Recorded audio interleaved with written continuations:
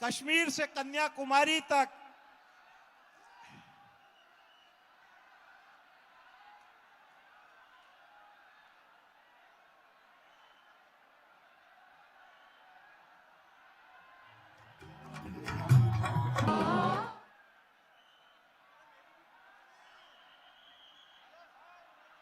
महाराष्ट्र माझा के लिए मनीष सोनी कृपया तैयार रहें।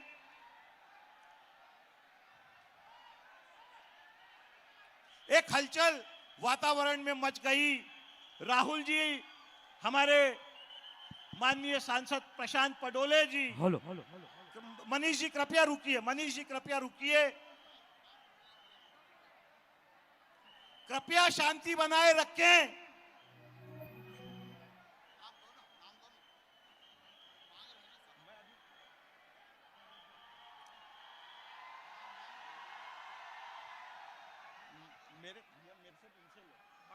भारत के प्रत्येक व्यक्ति को, भारत के नौजवान को, भारत के किसान को, भारत की महिलाओं को, प्रत्येक व्यक्ति को सम्मान देने वाले माननीय राहुल गांधी जी आज गोंदिया की सरजमी पर उपस्थित हैं।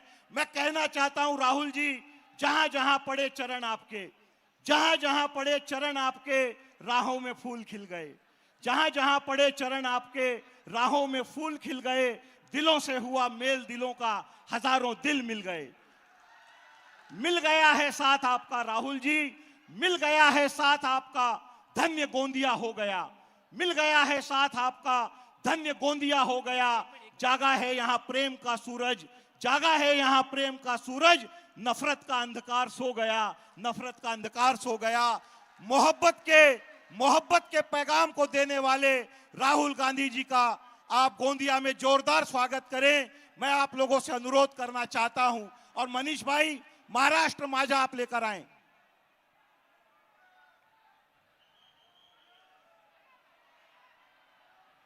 महाराष्ट्र माझा गर्जा, महाराष्ट्र माझा, भारत माता की।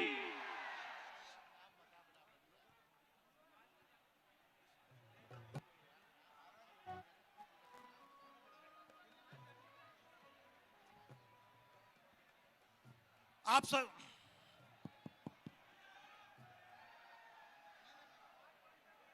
कृपया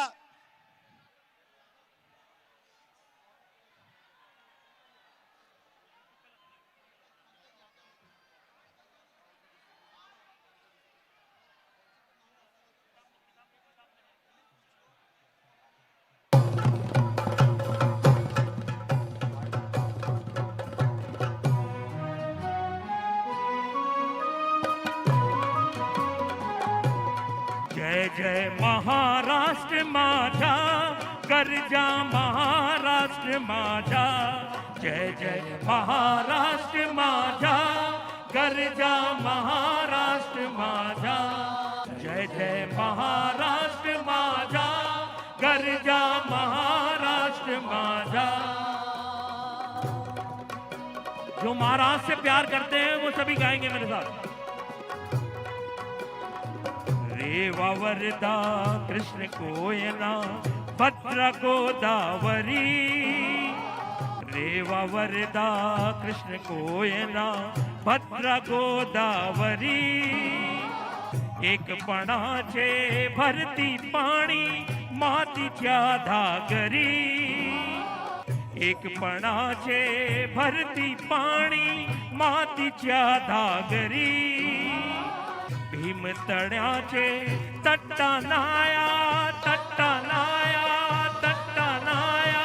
भीमतळाचे तट्टानाया, यमुनेचे पाणी पाझा।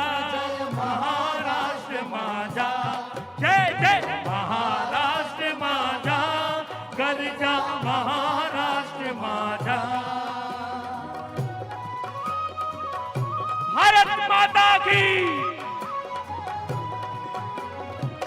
भीतीन आमा तुझी मुडी गणगण्यारा नभा, भीतीन आमा तुझी मुडी ही गणगणाच्या नभा आसमानाच्या सुलतानीला जवाब देती जिभा आसमानाच्या सुलतानीला जवाब देती जिभा सहित राजा सिंह गरजतो सहित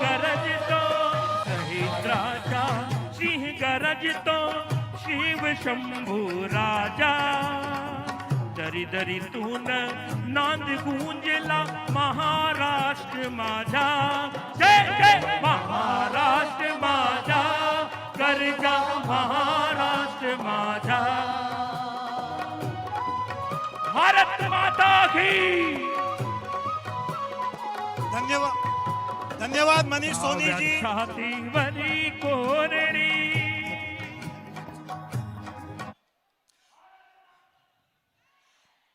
आप सभी राहुल गांधी जी का जोरदार तालियों से स्वागत करें।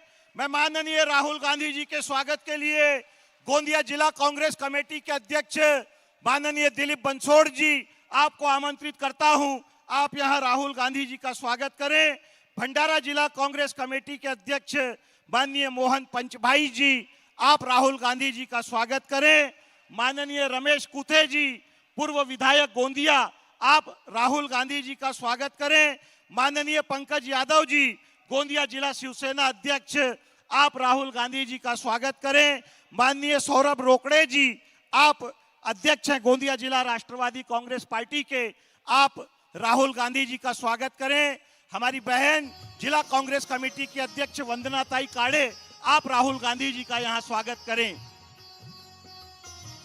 हमारे बीच उपस्थित माननीय सांसद प्रशांत पडोले जी के स्वागत के लिए मैं अशोक गप्पू गुप्ता जी आपको आमंत्रित करता हूं।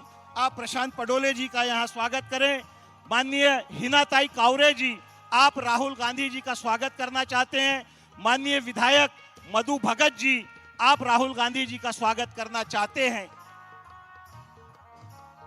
माननीय शिव डहरिया जी हमारे पर्यवेक्षक आप राहुल गांधी जी का स्वागत करना चाहते हैं। माननीय अमर वराड़े जी प्रदेश कांग्रेस के सचिव आप राहुल जी का स्वागत करना चाहते हैं। मैं माननीय अशोक गप्पू गुप्ता जी से अनुरोध करूंगा आप हमारे बीच उपस्थित माननीय सांसद प्रशांत पडोले जी का मैं माननीय गोपाल दास जी अग्रवाल से यहां अनुरोध करूंगा आप यहां माननीय राहुल गांधी जी का स्मृति चिन्ह शॉल पक्ष का गमछा पहनाकर भावभीना स्वागत करें। माननीय अनुभा मुंजारे जी विधायक बालाघाट राहुल जी का स्वागत करना चाहती हैं। माननीय विवेक पटेल जी विधायक वारासिवनी आप राहुल जी का स्वागत करना चाहते हैं।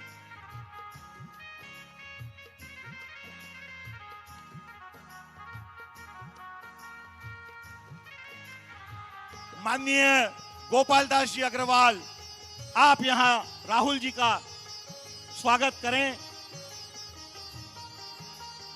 और अब मैं स्वागत भाषण के लिए माननीय गोपाल दास जी अग्रवाल को यहां आमंत्रित करता हूं। आप सभी की आकांक्षाओं के प्रतीक हमारे नेता गोपाल दास जी आपको संबोधित करने आ रहे हैं। जिंदाबाद जिंदाबाद जिंदाबाद जिंदाबाद।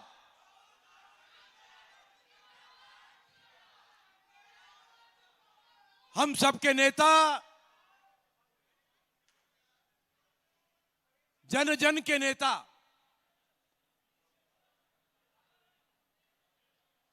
जिन पर आज पूरे देश को वो विश्वास है,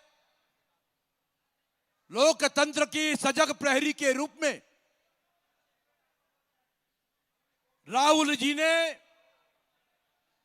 जो पहचान बनाई है, वो आज राहुल जी हमारे बीच यहां उपस्थित है। मैं मेरी इस कर्म भूमि पर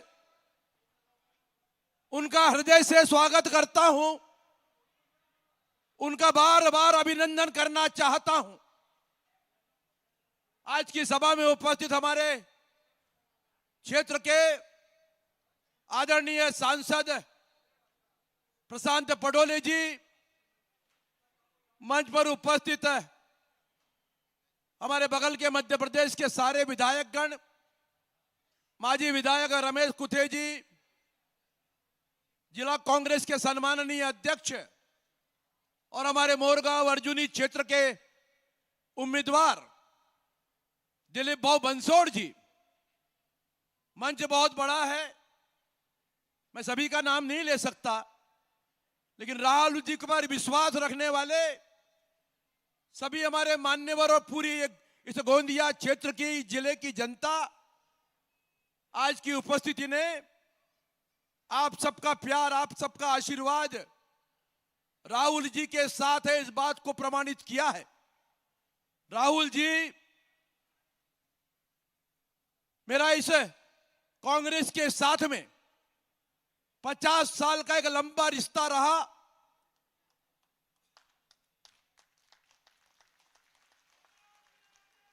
राजीव जी और राहुल जी के साथ में एक अजीब संयोग है कि राजीव जी और हमारी आदरणीय नेता सोनिया जी के नेतृत्व के अंदर हमेशा हमने अपने जिले में, अपने क्षेत्र में कांग्रेस को मजबूत करने का काम 50 साल तक किया। लेकिन जब ऐसा लगा कि यहां कुछ सुनवाई में कमी है, तो जरूर एक भूल हो गई। 5 साल पहले जो किया, उस भूल को सुधार कर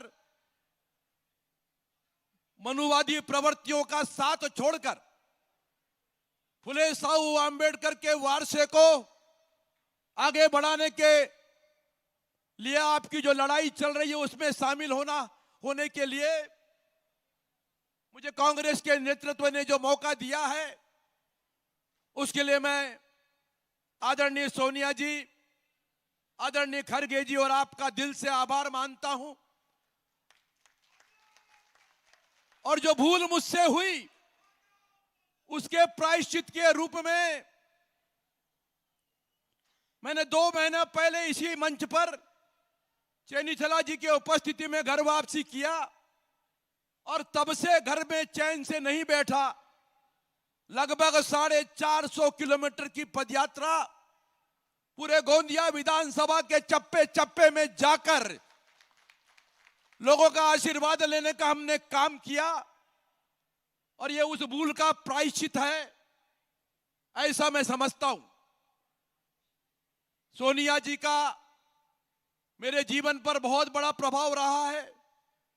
सोनिया जी और गांधी परिवार के साथ में मेरे दिल के रिश्ते, उनके स्नेह और सम्मान मुझे हमेशा मिला।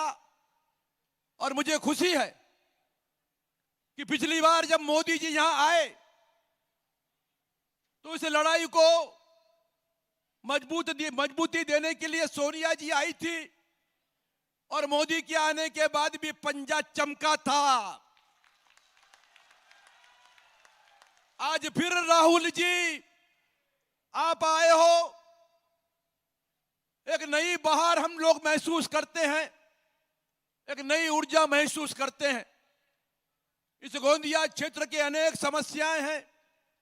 यहां का धान उत्पादक किसान को उसका भाव नहीं मिलता, खरीदी केंद्र पर 2-2 महीना भुगतान नहीं मिलता। हमारे बगल के हमारी कांग्रेस की सरकार थी तो 3100 रुपए क्विंटल का भाव मिलता था, लेकिन यहां की सरकार पैसा भी कई बार सोसाइटियां खा जाती है, जैसा हमारे क्षेत्र के आमदार की कृपा से पास की एक संस्था ने पूरे किसानों का करोड़ों रुपया खा गया। और इसलिए मजबूत खरीदी व्यवस्था होना, किसानों को धान का अच्छा मूल्य होना, हमारे गोंदिया के कई प्रश्न हैं, लेकिन गोंदिया में सबके मन में संविधान को बचाने की बात है, जो आपके रहते ही सुरक्षित रह रहा है। और यही बात आज ये खतरा, संविधान का खतरा आज भी बना हुआ है। और इसलिए मैं मेरे क्षेत्र की जनता को यह कहना चाहता हूं कि राहुल जी के नेतृत्व में उस 56 इंची के छाती वाले के साथ मजबूती के साथ अगर कोई लड़ा है तो वो सिर्फ और सिर्फ राहुल गांधी है,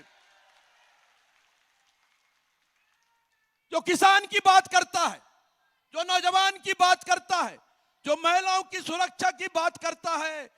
ऐसा नेता बड़े भाग्य से मिलता है। राहुल जी के माध्यम से, उनके नेतृत्व में जब तक के जान है तब तक के इस क्षेत्र में कांग्रेस को मजबूत करने का काम पूरी ताकत से हम सब मिलकर करेंगे। इस बात का उनको विश्वास दिलाता हूं। और इस गोंदिया के धान उत्पादक किसानों को न्याय मिले, यहां की सामाजिक जनगणना की जो बात आप करते हो उसका सबको इंतजार है। ओबीसी के लोगों को 27% का जो आरक्षण दिया जाता है वो आपकी जाति जनगणना के माध्यम से ही बढ़ाया जा सकता है। गोंदिया का मेडिकल कॉलेज जल्दी से पूरा हो और गोंदिया में शासन की तरफ से हमारा शासकीय इंजीनियरिंग कॉलेज चालू हो। इस बात का संकल्प लेके मैं गांव-गांव तक पहुंचा हूं। इस गोंदिया क्षेत्र के साथ, इस गोंदिया जिले को सुजलाम सुफलाम बनाने के लिए हमारे सिंचन प्रकल्पों को गति देना है। और वो राहुल जी आपके जैसा नौजवान व्यक्ति ही ये सारे दुख दर्द को समझता है। और निश्चित रूप से हमको ये महाविकास आघाड़ी की सरकार के माध्यम से आप जरूर न्याय दिलाने का काम करेंगे। ये गोंदिया की धरती कांग्रेस की धरती रही है, कांग्रेस को लोगों ने मानने वाली धरती रही है। यहां पर हमेशा कांग्रेस का परचम लहराया है, इस बार भी लहराएगा। इस बात का विश्वास आपको देना चाहता हूं। और फिर एक बार हम सब जोरों से नारे लगाएं, राहुल गांधी आगे बढ़ो। फिर एक बार राहुल गांधी संघर्ष करो। बहुत बहुत धन्यवाद। जय हिंद, जय महाराष्ट्र। धन्यवाद माननीय गोपाल दास जी अग्रवाल। एक क्रांतिकारी भाषण माननीय गोपाल दास जी अग्रवाल ने यहां दिया। मैं गोंदिया भंडारा के लोकप्रिय सांसद माननीय प्रशांत पडोले जी आपसे अनुरोध करता हूं, आप समय सूचकता के साथ यहां सभा को संबोधित करें। हमारे नौजवान सांसद का आप जोरदार तालियों से स्वागत करें।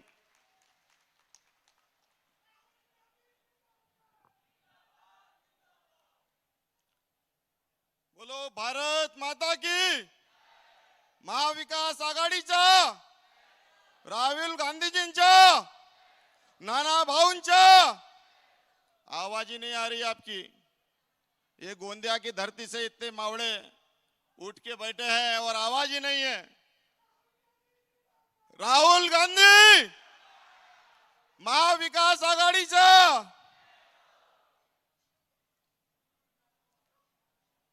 आदरणीय राहुल गांधी प्रदेश अध्यक्ष नाना भाऊ पटोले, मंच पर उपस्थित सभी सम्मानीय नेतागण, कार्यकर्ता साथियों और यहाँ उपस्थित सभी महानुभावों को मेरा सादर प्रणाम।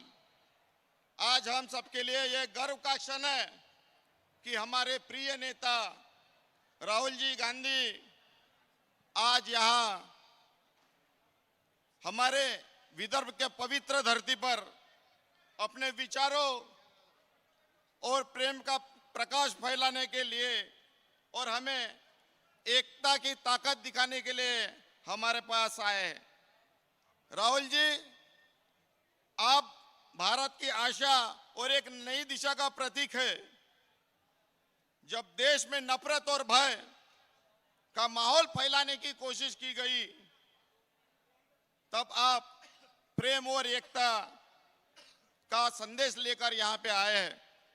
आपके विचार और आपका हौसला भारत के उस सपने को जीवित रख रहे हैं जो सपना महात्मा गांधी जी, जवाहरलाल नेहरू और सरदार पटेल जैसे नेताओं ने देखा था।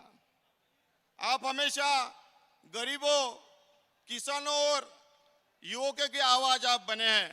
आप हमारे मूल्य और सम्मान को संरक्षित करने में अपनी कोशिश में कभी भी कमी नहीं की है।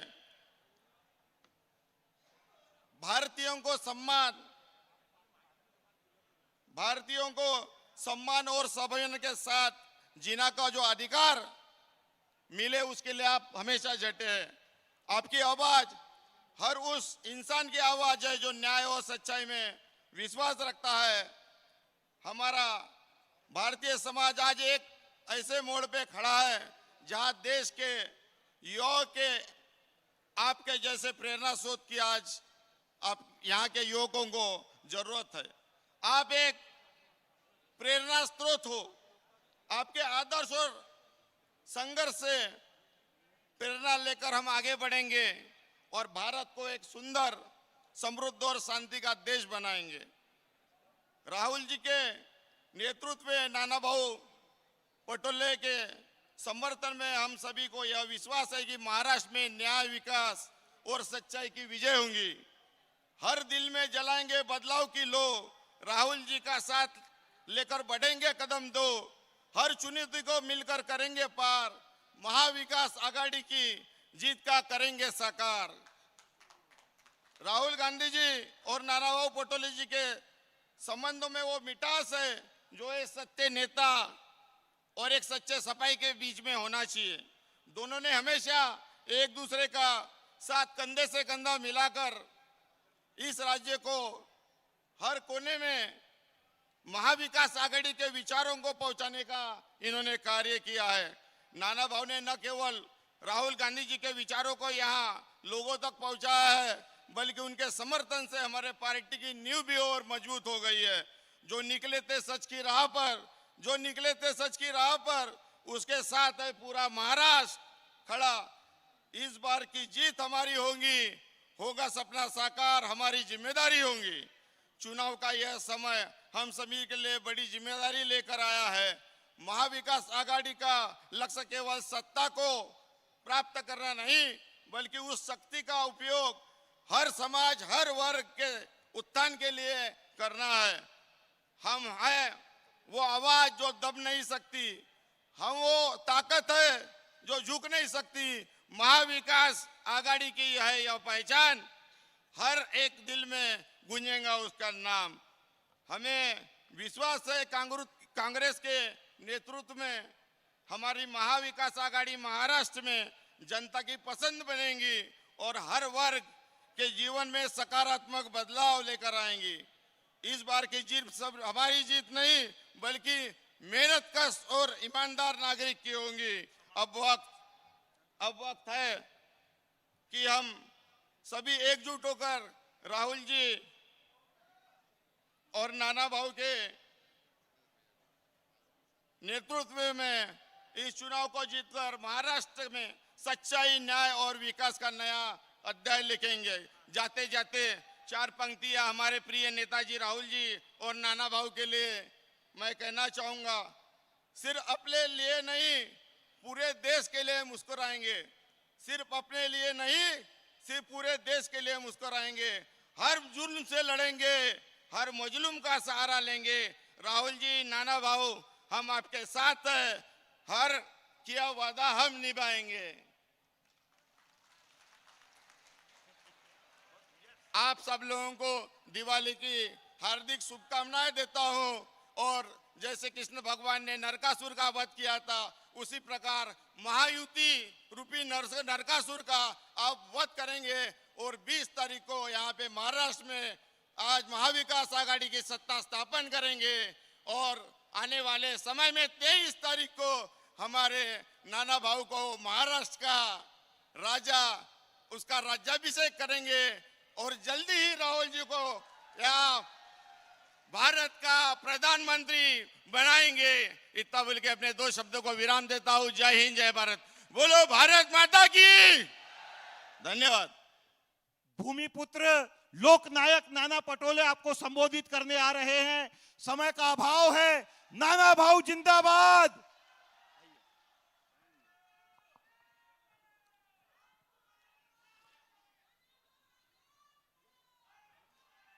मैं आपको आगे बढ़ाने के लिए आया हूं। हमारे देश के जननायक, हम सबके लाडले नेता आदरणीय राहुल गांधी जी हमारे यहाँ के लोकप्रिय उम्मीदवार गोपाल भैया अग्रवाल जी, हमारे अर्जुनी मोरगांव के लोकप्रिय उम्मीदवार दिलीप बंसोड़ जी, हमारे तिरोड़ा के लोकप्रिय उम्मीदवार गुड्डू बोपचे जी, हमारे आमगांव के उम्मीदवार, मैं विधायक बोल रहा, अभी विधायक मिलेगा, राजकुमार जी पुराम, हमारे यहाँ के लाडले सांसद हमारे डॉक्टर प्रशांत पडोले जी, हमारे बड़े भाई और यहाँ के लाडले माजी विधायक रमेश जी कुथे, हमारे गोरेगांव तिरोड़ा के माजी विधायक खुशहाल बोपचे जी, मैं सभी का नाम न लेते हुए, मंच बड़ा है, राहुल जी को भी और दूसरी सभा है इसलिए मैं ज्यादा समय नहीं लेते हुए, उपस्थित मेरी माता बहना, हमारे बुजुर्ग, हमारे युवा साथी और पत्रकार बंधू, मी मराठी आणि हिंदी दोन्हीतही भाषण करेल. म्हणजे खरं तर महाराष्ट्रामध्ये आज जे काही वातावरण आहे, मी आता उत्तर महाराष्ट्र, पश्चिम महाराष्ट्र, मराठवाडा आणि आज पश्चिम विदर्भ करून मी इथं आलेलो आहो. आणि महाराष्ट्रामध्ये सगळीकडे महाविकास आघाडीच निवडून येईल. जनतेचा प्रतिसाद मोठ्या प्रमाणात पूर्ण महाराष्ट्रामध्ये आहे.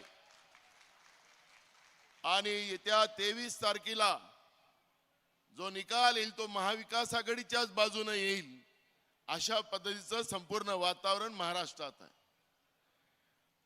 भारतीय जनता पार्टीच्या बद्दलची भयानक चीड महाराष्ट्राच्या जनतेच्या मनात आहे.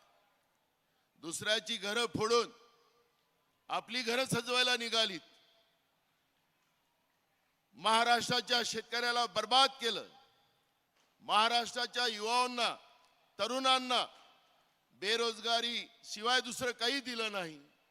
महागाई आकाशाच्या पार करून गरिबालाही जगणं मुश्किल केलं, अशी परिस्थिती आज महाराष्ट्रात. शाहू फुले आंबेडकर विचाराला माती मोल करण्याचं पाप यांनी केलं आणि भ्रष्टाचाराच्या ज्या सीमा ओलांडून टाकल्या. म्हणजे आता कामठ्यावरून आपण गोंदियाला यायचं, त्या रस्त्याचाही ठेका, परवा गडकरी इकडे येऊन गेले. कधी कधी गडकरी फार प्रामाणिक बोलतात. गडकरी जी ने परसों कहा था कि यहाँ के विधायक ही ठेकेदार हैं, इसलिए बेहाल गोंदिया का है. ये गडकरी कहते हैं, मैंने नहीं कहा, और वो वास्तविकता भी है. गडकरी जी बहुत सच कहते हैं. और मैं इसलिए कहना चाहता हूं कि महाराष्ट्र, जो शिवाजी महाराज हमारे दैवत है, उसमें भी उनकी प्रतिमा बनाने में जो मालवन में, राजकोट में जो प्रतिमा बनाई गई थी, उसमें भी भ्रष्टाचार हुआ और उसका इनॉग्रेशन नरेंद्र मोदी जी के हाथ से हुआ. नरेंद्र मोदी जी जिसको हाथ लगाते वो चीजें गिरती है, और उसमें भी भ्रष्टाचार हुआ. शिवाजी महाराज की प्रतिमा का अवमान करने का काम इन लोगों ने किया. और इसलिए महाराष्ट्र अब महायुति और बीजेपी को माफ नहीं करेंगे. ये वातावरण पूरे महाराष्ट्र में. मैं यहां पे इतना ही कहूंगा क्योंकि हम राहुल जी को सुनने आए हैं. मैं अब पूरे महाराष्ट्र का दौरा करके अब अपने एरिया में गढ़चिरोली, चंद्रपुर, भंडारा, गोंदिया और नागपुर और वर्धा, इतने एरिया में घूमूंगा अभी 5 दिन में. तो तुम और हम लोग मिलते रहेंगे. मैं इतना ही कहूंगा कि भंडारा, गोंदिया जिले के लिए ये समय हमारे लिए बड़ा महत्व का है. मैं अभी राहुल जी से बात कर रहा था कि हमारे एरिया में कई जगह में इरिगेशन की व्यवस्था नहीं है. आज भी हमारी जो फसल निकलती है धान की, उसको दाम नहीं है. नदी जोड़ो प्रकल्प के आधार पर हम तो पूरे विदर्भ में पानी की व्यवस्था करेंगे, लेकिन गोंदिया और भंडारा जिला ये पहले फेज में हम 100% नहीं तो 99% भंडारा गोंदिया दोनों जिले एरिकेटेड करने का वादा इस सभा में मैं आपको राहुल जी के सामने करता हूं।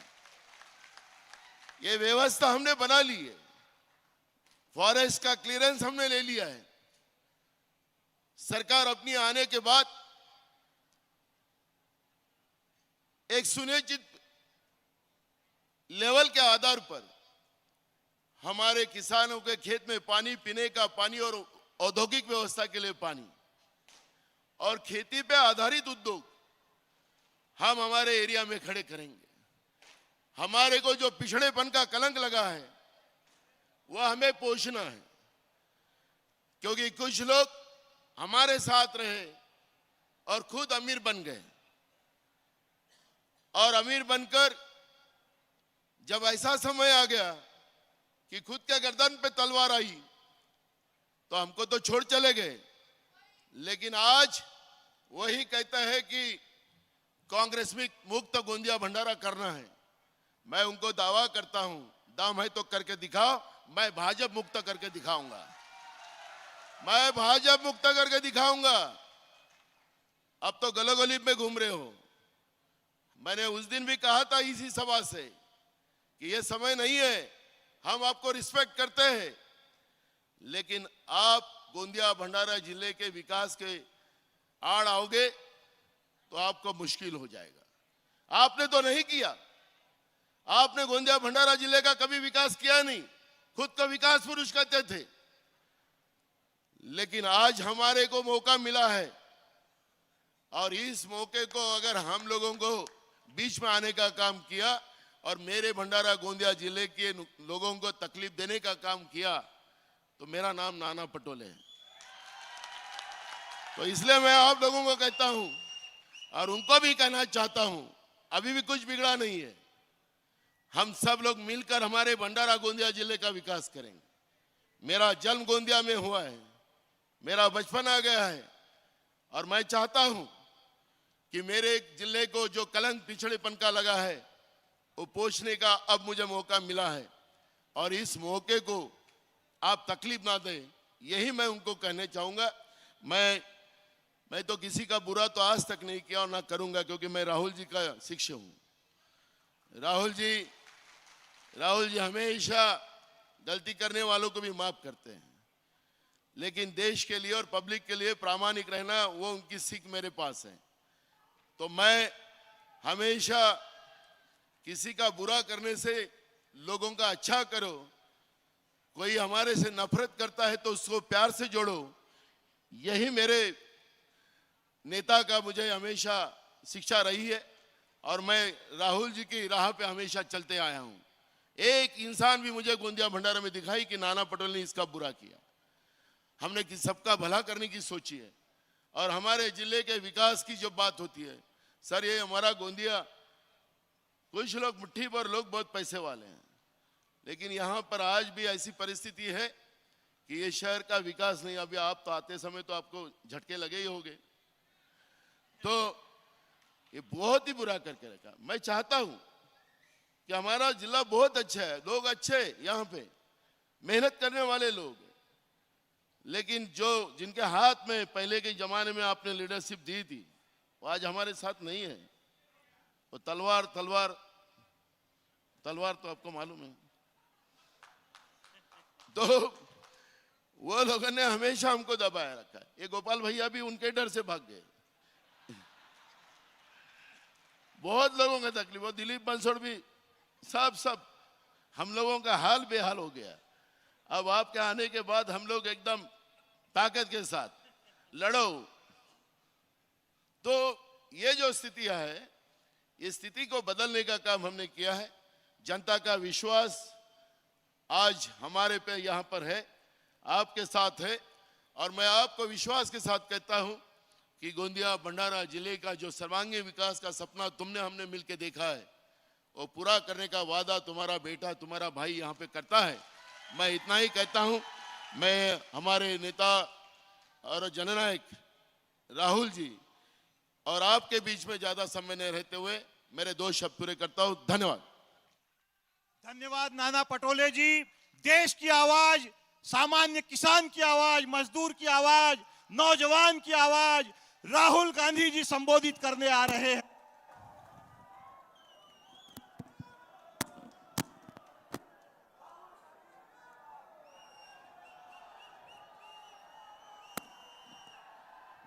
नाना पटोले जी,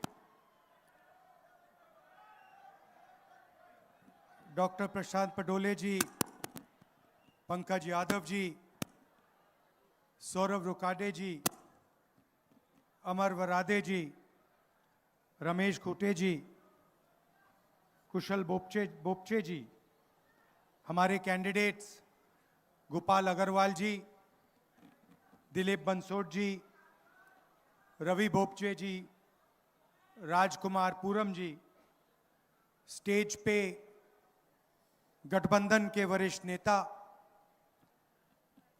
भाइयों और बहनों,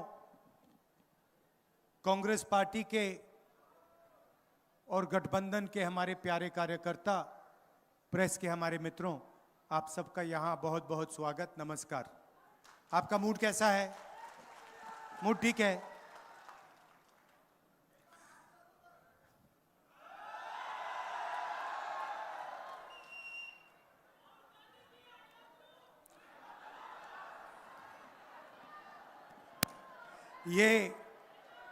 ये लव यू शब्द जो है, ये भारत जोड़ो यात्रा के बाद जब मैंने कहा कि नफरत के बाजार में मोहब्बत की दुकान खोलनी है, तो ये तब से चला है। और अजीब सी बात है, क्योंकि ये बहुत जरूरी शब्द है, इसका सब लोग प्रयोग करते हैं, मगर राजनीति में यह शब्द गायब था। राजनीति में सिर्फ नफरत, हिंसा, गुस्सा, ये चीजें फैलाई जा रही थी। तो इसलिए हमने सोचा कि देखिए, अगर दूसरे साइड ने नफरत का ठेका ले रखा है, तो हम मोहब्बत का ठेका ले लेते हैं, और उसमें फायदा भी है। क्योंकि नफरत को आप जानते हो, भाई भाई से लड़ता है, नफरत को नफरत नहीं काट सकती है। सही बात है, गलत बात है? कोई आपसे नफरत करता है, आप उससे जाके और नफरत करो तो बात नहीं कटती। मगर कोई भी आपसे नफरत करे और आपने उसे मोहब्बत दिखा दी, नफरत कट जाती है, खत्म हो जाती है। यह कांग्रेस पार्टी की सोच है,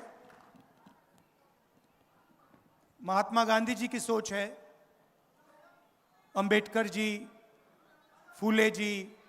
महाराष्ट्र में तो लिस्ट है, अभी मैंने शुरू कर दिया तो मतलब 10-15 मिनट तो नाम लेने में लग जाएंगे। ये आपके खून में है। जब भी मैं यहां आता हूं, मैं आपको बताऊं, जब भी मैं आता हूं विदर्भ में कहीं भी, जैसे ही मैं महाराष्ट्र में आता हूं, आपके चेहरों पे, आपके दिल में कांग्रेस पार्टी की विचारधारा दिखती है। कहने की भी जरूरत नहीं होती, समझाने की भी जरूरत नहीं होती है। ये आप में नेचुरल है, डीएनए है, और ये नया नहीं है, ये हजारों साल से चल रहा है। ये हिंदुस्तान का संविधान है।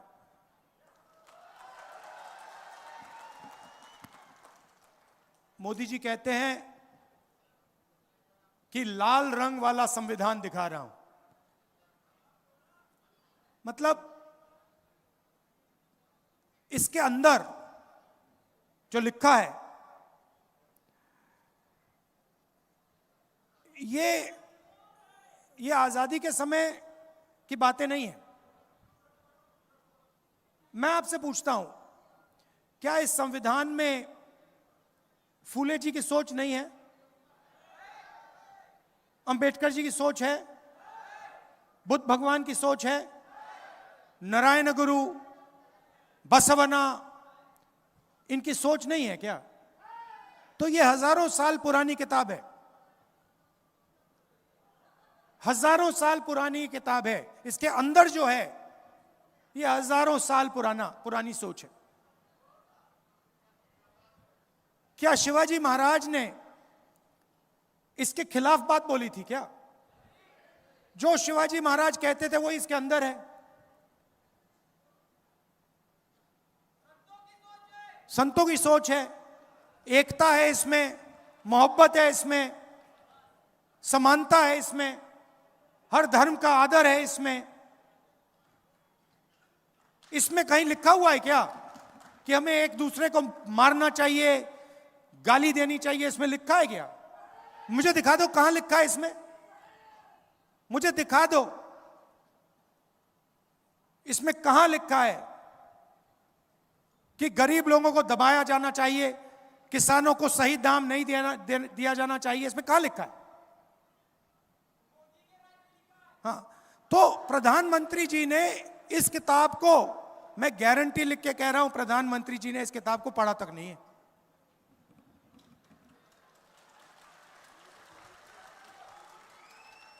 क्योंकि अगर प्रधानमंत्री ने यह किताब पढ़ी होती तो जो इस किताब के अंदर लिखा है उसकी रिस्पेक्ट करते।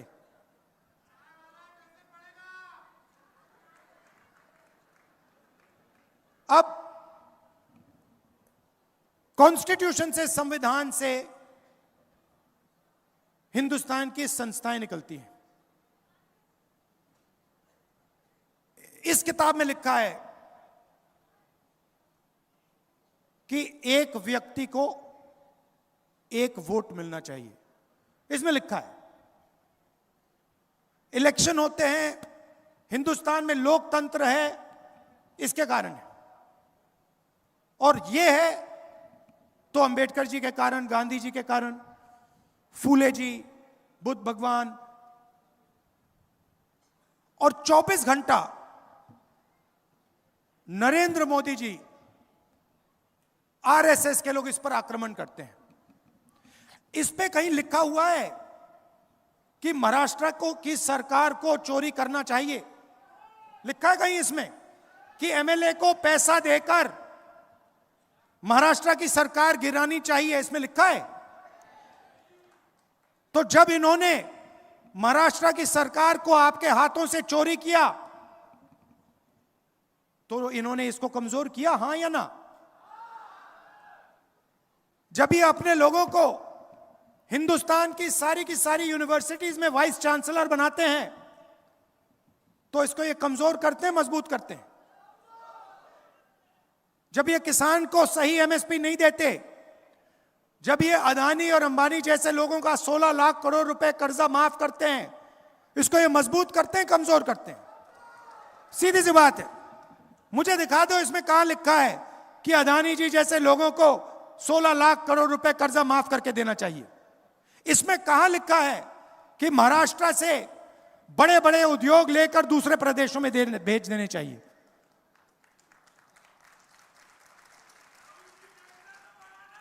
तो 24 घंटा नरेंद्र मोदी, आरएसएस, बीजेपी के लोग इसको खत्म करने में लगे हुए हैं।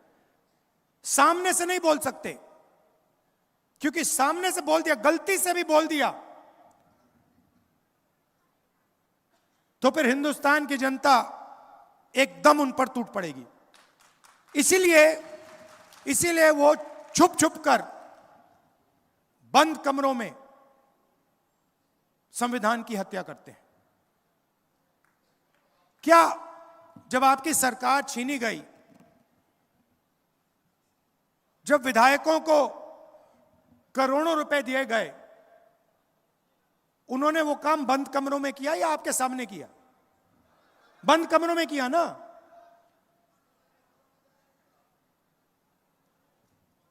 यहां पे धान के किसान, महाराष्ट्र में सोयाबीन, कपास, मैं आपसे पूछना चाहता हूं, आपको सही दाम मिलता है? आप मेहनत करते हो, आपके हाथ फट जाते हैं, 24 घंटा अपना खून पसीना आप देते हो, और आपकी मेहनत का फल आपको नहीं मिलता।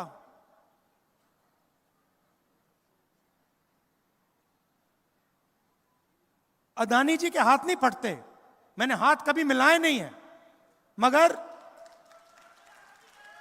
मैं जानता हूं बिल्कुल मुलायम मुलायम हाथ होंगे उनके।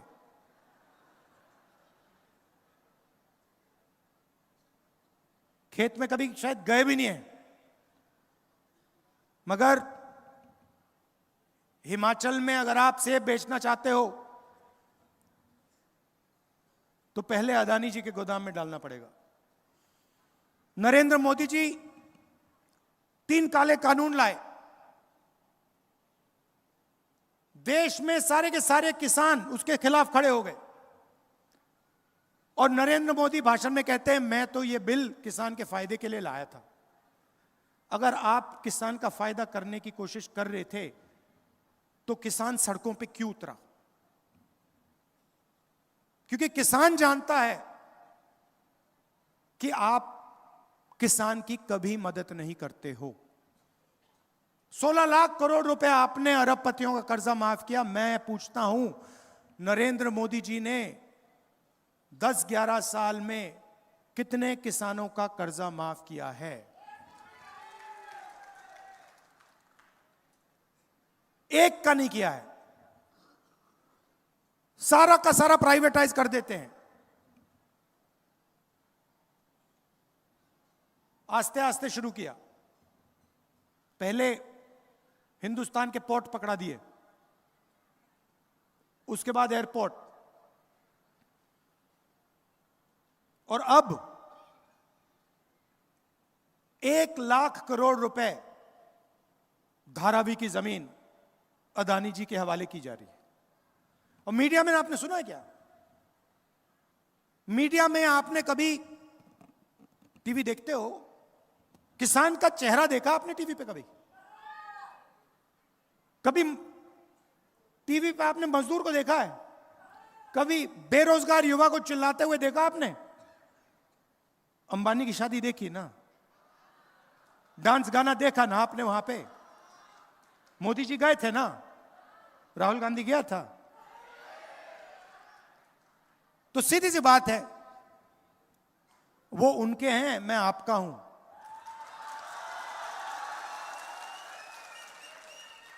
और आप देख लेना, आज शाम को मीडिया में, अदानी अंबानी वाली मीडिया में मेरा भाषण आपको 10 सेकंड के लिए दिखेगा, और फिर 23 घंटे नरेंद्र मोदी, नरेंद्र मोदी, नरेंद्र मोदी, नरेंद्र मोदी।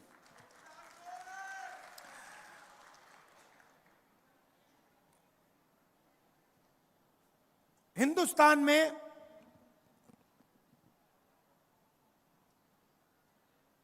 पंद्रह % दलित आबादी है, 8% आदिवासी हैं। आप जानते हो पिछड़े वर्ग के लोग कितने हैं? 15% दलित, 8% आदिवासी। आप मुझे बता सकते हो कितने हैं पिछड़े वर्ग के लोग? कोई नहीं जानता। कोई कहता है 52, कोई कहता है 50, कोई कहता है 55। सब जानते हैं कि ओबीसी पिछड़ा वर्ग काफी है, मगर कितने हैं कोई नहीं जानता। आप ओबीसी को, दलित को, आदिवासी को, माइनॉरिटी को जोड़ दो, 90% आबादी बनती है। 90%। हिंदुस्तान के कम से कम 50% ओबीसी वर्ग है।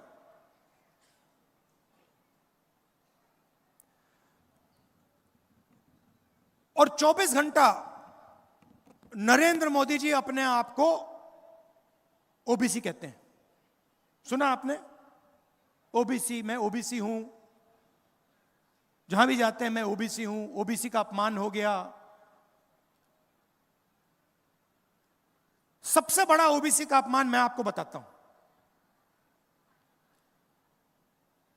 आप सब जीएसटी देते हो, सबसे ज्यादा जीएसटी हिंदुस्तान के गरीब लोग देते हैं, मतलब 90% देता है। जितनी जीएसटी हिंदुस्तान का सबसे गरीब व्यक्ति देता है, उतनी ही जीएसटी अदानी देता है। 1 लीटर पेट्रोल गरीब किसान खरीदता है, शर्ट पैंट गरीब किसान खरीदता है, ढाबे में गरीब किसान खाना खाता है, मिठाई की दुकान में गरीब मिठाई खरीदता है। जितनी जीएसटी वो देता है, उतनी ही जीएसटी अदानी देता है। मतलब सबसे ज्यादा जीएसटी पिछड़े वर्ग के जेब से निकलती है, दलितों के जेब से निकलती है, आदिवासियों के जेब से निकलती है। सच्चाई है ये। अदानी जीएसटी नहीं देता, आप देते हो। ये जीएसटी का पूरा पैसा हिंदुस्तान की सरकार के पास जाता है। और आपने देखा होगा, हर साल फाइनेंस मिनिस्टर आती है लोकसभा में, छोटा सा ब्रीफ केस लेके आती है, खोल देती है और बजट पेश करती है। देखा आपने? बजट जो आपका धन है वो बांटा जा रहा है, वो बजट है। बजट को 90 अफसर बनाते हैं। फाइनेंस मिनिस्ट्री में, डिफेंस मिनिस्ट्री में, फाइनेंस मिनिस्टर के ऑफिस में, प्रधानमंत्री के ऑफिस में 90 लोग बजट बनाते हैं। मतलब 90 लोग तय करते हैं कि हिंदुस्तान के पिछड़े वर्ग का, दलित का, आदिवासी का पैसा कैसे खर्च होगा। यह अंबानी का पैसा नहीं है, यह अदानी का पैसा नहीं है, यह आपका है। आप रोज देते हो, आपको शायद पता भी नहीं लगता। यह आपने शर्ट खरीदी 18%, जूते खरीदे 18%, खाना खाया 18%, किसान मेहनत कर रहा है 18%, फावड़ा खरीदा 18%, 20%, 28%, 15%, जाता रहता है, निकलता रहता है, अंत में वहां पहुंचता है। 90 अफसर डिसीजन लेते हैं। महाराष्ट्र को कितना पैसा आएगा, विदर्भा में कितने स्कूल बनेंगे, कितनी यूनिवर्सिटीज आएंगी, शिक्षा के लिए कितना पैसा जाएगा। 90 अफसर में से पिछड़े वर्ग की आबादी 50%, 90 में से 3 पिछड़े वर्ग के हैं। और अगर हिंदुस्तान की सरकार आपका पैसा खर्च करती है, पिछड़े वर्ग का पैसा खर्च करती है, 100 रुपए खर्च होते हैं, तो आपके ओबीसी अफसर 5 रुपए का निर्णय लेते हैं। यह है ओबीसी का अपमान। आपकी आबादी 50%, आपकी भागीदारी 5%। यह सच्चाई है। दलित अफसर, आपकी आबादी 15%, 100 रुपए का निर्णय होता है, आप 1 रुपये का निर्णय लेते हो। आपकी भागीदारी 15%, 100 रुपए में से 1 रुपया आपका। और आदिवासी भाई, उनकी आबादी 8%, भागीदारी 100 रुपए में से 10 पैसे। भागीदारी 100 रुपए में से 10 पैसे उनके। तो अगर आप पिछड़ों को, दलितों को, आदिवासियों को जोड़ दो, 100 रुपए खर्च होते हैं, 6 रुपए 10 पैसे का निर्णय आप लोग लेते हो। यह है असली अपमान। इसीलिए मैं हर स्पीच में कहता हूं और लोकसभा में मैंने कहा है कि लोकसभा में कांग्रेस पार्टी दो काम तो करके दिखाएगी। पहला काम जाति जनगणना, कि इस देश के हर दलित को, हर आदिवासी को, हर पिछड़े वर्ग के व्यक्ति को पता लग जाए कि उसके जेब में से कितनी चोरी हो रही है और कैसे हो रही है।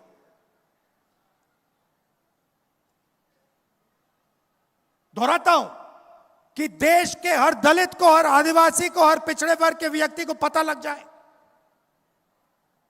कि उसके जेब में से कितना पैसा छीना जा रहा है। जाति जनगणना में सबको पता लग जाएगा कि आबादी किसकी कितनी है।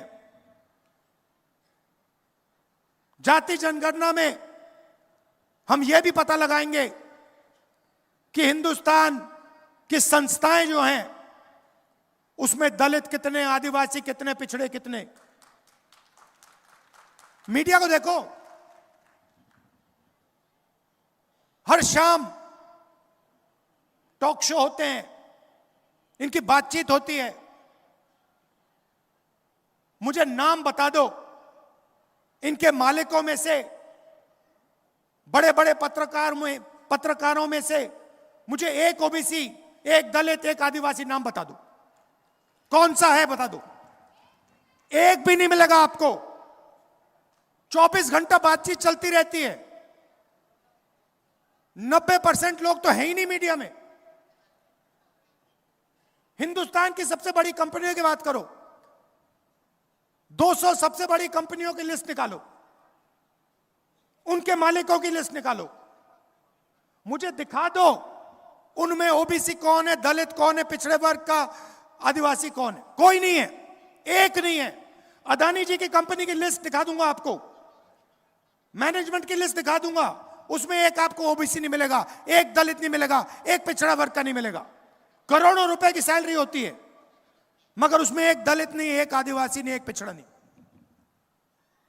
और गलती से एक आ गया तो उसको पीछे कमरे में बैठा देंगे। यही हालत जुडिशरी में।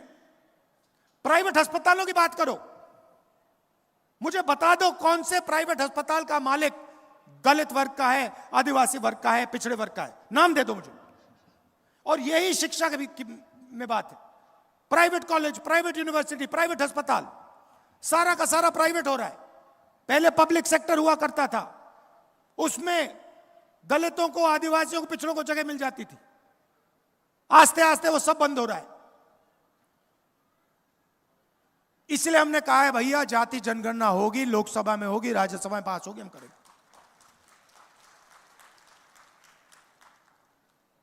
कॉन्स्टिट्यूशन में लिखा है समानता होनी चाहिए, इसमें लिखा है, इसमें लिखा है हर व्यक्ति को एक वोट मिलना चाहिए, इसमें लिखा है समानता होनी चाहिए, इसमें लिखा है हिंदुस्तान की संस्थाएं हिंदुस्तान की जनता की संस्थाएं हैं, किसी एक व्यक्ति की नहीं है। तो पहला काम जाति जनगणना।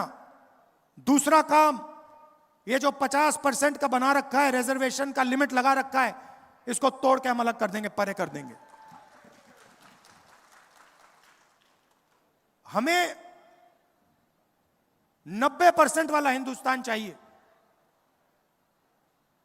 जिसमें किसानों की रिस्पेक्ट हो, मजदूरों की रिस्पेक्ट हो, छोटे व्यापारियों की रिस्पेक्ट हो। आज 20-25 लोगों के पास हिंदुस्तान का पूरा धन है। छत्तीसगढ़ में हमने सरकार बनाई, हमने पहले ही वायदा कर दिया कि हम धान के लिए छत्तीसगढ़ के किसान को 3,000 रुपए देंगे, खत्म। और फिर चेक कर लो छत्तीसगढ़ के लोगों से जाके पूछ लो मिला या ना मिला। कर्नाटक में हमने कहा कर्जा माफ होगा, महालक्ष्मी योजना होगी, महिलाएं बस में फ्री जाएंगी, पता लगा लो हुआ या नहीं हुआ। तो मैंने मन बना लिया है, जितना पैसा नरेंद्र मोदी अरबपतियों को देगा, उतना पैसा हम महाराष्ट्र के किसानों को, मजदूरों को, गरीबों को देंगे। इसीलिए हमारी पहली योजना, यहां जो महिलाएं आई हैं आप अच्छी तरह सुन लीजिए, महालक्ष्मी योजना, हर महीने 3,000 रुपए आपके बैंक अकाउंट में खटाखट खटाखट खटाखट अंदर। और महाराष्ट्र में जब आप बस में जाएंगी, आपको अपने जेब से 1 रुपया नहीं देना पड़ेगा।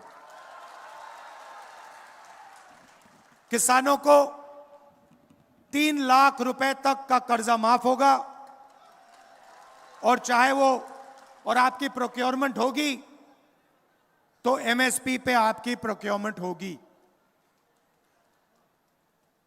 मैं जानता हूं कि चाहे धान के किसान हो, कपास या सोयाबीन, मैं जानता हूं आपके साथ क्या होता है, आपको सही दाम नहीं मिलता है। हमारी पूरी कोशिश होगी कि चाहे वो धान के किसान हो, सोयाबीन के किसान हो, कपास के किसान हो, आपको मार्केट में सही रेट मिले। हर गरीब व्यक्ति को 25 लाख रुपए का हेल्थ इंश्योरेंस हमारी सरकार देने जा रही है। जैसे मैंने कहा, सारे के सारे अस्पताल इन्होंने प्राइवेट कर दिए हैं। स्टेंट लगानी पड़ती है, इलाज करवाना पड़ता है। गरीब किसान हो, मजदूर हो, बेरोजगार युवा हो, लाखों रुपए लग जाते हैं। इसलिए हमारी योजना आपको 25 लाख रुपए तक हेल्थ इंश्योरेंस में ऑपरेशन करवाने के लिए, इलाज करवाने के लिए देगी। और आखिरी बात, नरेंद्र मोदी जी ने पूरे देश में बेरोजगारी फैला रखी है। ये इन्होंने जो नोटबंदी की, ये जो गलत जीएसटी इन्होंने लागू की, अरबपतियों का 16 लाख करोड़ रुपया इन्होंने कर्जा माफ किया है। इससे हिंदुस्तान की रोजगार की जो रीढ़ की हड्डी थी, ये टूट गई है। ये सच्चाई है। अदानी जी, अंबानी जी देश को रोजगार नहीं दे सकते हैं। देश को रोजगार छोटे व्यापारी, स्मॉल और मीडियम बिजनेस चलाने वाले, ये लोग देते हैं। और इन सब को नरेंद्र मोदी जी की पॉलिसीज ने खत्म कर दिया है। आज हालत यह है कि हिंदुस्तान अपने युवाओं को रोजगार नहीं दे सकता है। इसीलिए महाराष्ट्र के युवाओं को 4,000 रुपए अलाउंस हमारी सरकार देने जा रही है। और जो 2.5 लाख सरकारी नौकरियां हैं, जिनको बीजेपी की सरकार नहीं भरती है, उनको हम भर के आपके हवाले करने जा रहे हैं। अंत में मैं आपको याद दिलाना चाहता हूं कि यह विचारधारा की लड़ाई है, यह संविधान की लड़ाई है। और नरेंद्र मोदी जी, आरएसएस के लोग, बीजेपी के लोग इस संविधान को, अंबेडकर जी के संविधान को, गांधी जी के संविधान को खत्म करने में लगे हैं। सामने से नहीं करते हैं, बंद कमरों में करते हैं, सरकारों को गिराकर करते हैं, किसानों से धन छीनकर करते हैं, अरबपतियों को कर्जा माफ करके इस पर आक्रमण करते हैं। इसीलिए लड़ाई इसकी है, संविधान को बचाने की लड़ाई है। नफरत को मोहब्बत से हराने की लड़ाई है। यह मोहब्बत की किताब है, इसमें आप पढ़ लो, इसमें आपको नफरत कहीं नहीं मिलेगी। नफरत आपको बीजेपी के लोगों के दिल में मिलेगी, इस किताब में नहीं मिलेगी। कांग्रेस पार्टी के कार्यकर्ता के दिल में आपको कभी नहीं मिलेगी, कांग्रेस पार्टी के नेताओं के दिल में आपको कभी नहीं मिलेगी, इंडिया गठबंधन के नेताओं के दिल में आपको नफरत नहीं मिलेगी। यही लड़ाई है और यह आपके खून के अंदर है। यह संविधान, यह आपके डीएनए में है, यह आपके खून में है। और मैं जानता हूं, जो मैं आपसे कह रहा हूं आप समझ रहे हो। मैं जानता हूं कि आप हर रोज इस संविधान की रक्षा करते हो, नफरत को मोहब्बत से काटते हो। जैसे मैंने कहा भारत जोड़ो यात्रा में, जो मैंने कहा, नफरत के बाजार में आप सब मोहब्बत की दुकान खोलते हो। आप दूर दूर से मेरी बात सुनने आए, इसके लिए मैं आपको दिल से धन्यवाद करता हूं। और अंत में फिर से कहता हूं कि हमें 10-15 लोगों का हिंदुस्तान नहीं चाहिए, हमें अरबपतियों का हिंदुस्तान नहीं चाहिए, हमें किसानों का, मजदूरों का, युवाओं का हिंदुस्तान चाहिए। हमें नफरत का हिंदुस्तान नहीं चाहिए, हमें मोहब्बत का हिंदुस्तान चाहिए। धन्यवाद। जय हिंद। नमस्कार। राहुल गांधी जी के विचारों का, देश में समानता के विचारों का आप जोरदार तालियां बजाकर स्वागत करें। राहुल गांधी। मैं आप सभी से अनुरोध करता हूं, गोपाल दास जी अग्रवाल का परिवार यहां राहुल गांधी जी का सम्मान करना चाहता है। जीत लेना दिलों को काम न ये आसान है। यही है सच्ची साधना, यही सच्चा सम्मान है। माननीय राहुल गांधी जी, हम आपके प्रति आभार व्यक्त करते हैं। गंगाधर परशुराम जी का